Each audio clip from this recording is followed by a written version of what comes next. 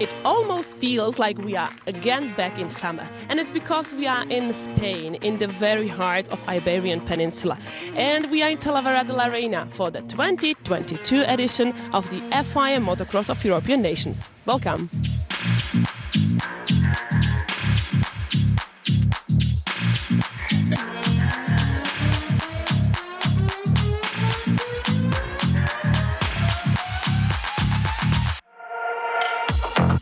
This city hosted in past several races of MXGP, so all the stars of motocross heaven were racing here, like Cairoli, Herlings, Tim Geiser, and of course now it's ready for the national European teams of 85, 125, 250cc classes plus women.